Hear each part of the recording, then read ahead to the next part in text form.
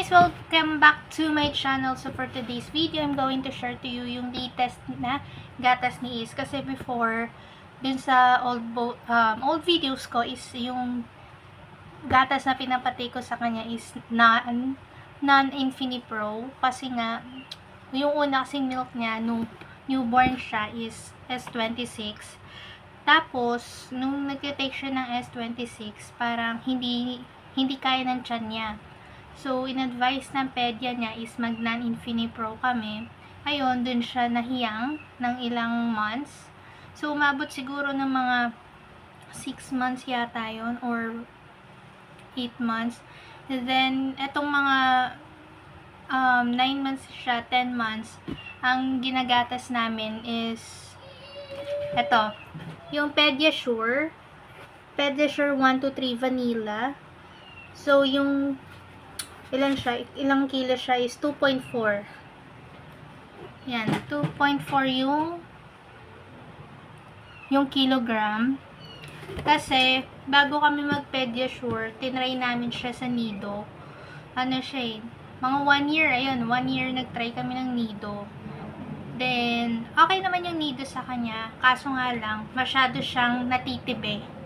So, hirap na hirap siya magpupo. Yung pupo naman niya is, yun, maabot na, nagdudugo na siya.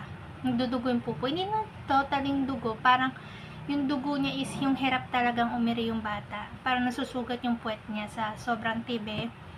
So, nag-start kami ng Pediasure pala ng 1 year na siya. So, sakto 1 year, nag-Pediasure kami. And then, in-advise nga ng pedya niya na itry itong Pediasure vanilla. Kasi dalawang flavor siya, vanilla at saka chocolate. Since hindi siya pwede ng chocolate, kasi nga may G6PD siya, tsaka may epileptic siya. So, vanilla yung pinipili namin. Kasi, as far as I know, kapag nagtitake ng chocolate, drink man yan or candy, yung isang bata na may epileptic or G6PD, doon nagtitrigger yung kanilang G6PD or epileptic.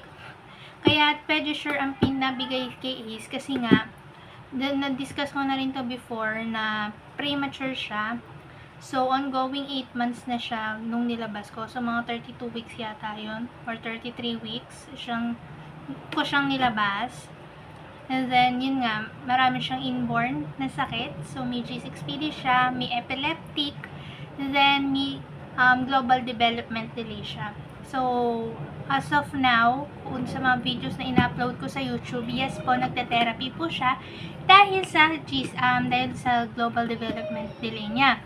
So, ngayon, natin take ni Ace ngayon yung Pediasure.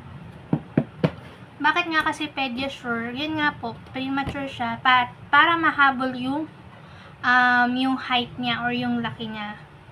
Kasi nga, medyo maliit siya before. Then, yung weight niya is hindi nag-gain yung weight niya sa ibang milk. Sa Nido, hindi kasi nag-gain yung weight niya.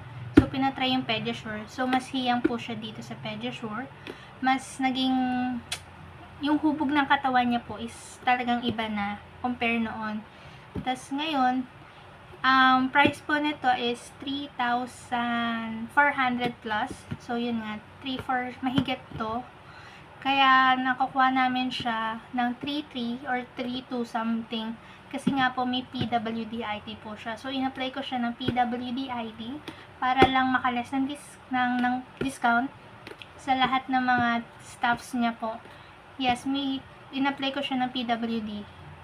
Kasi nga, yung pagka-delay niya is pasok siya dun sa list na pwede ka mag-apply ng PWD. So, yun, vanilla siya. Ang naman nito is 6 packs. Yes. Ganito siya kalaki. Yan, ganito po siya kalaki.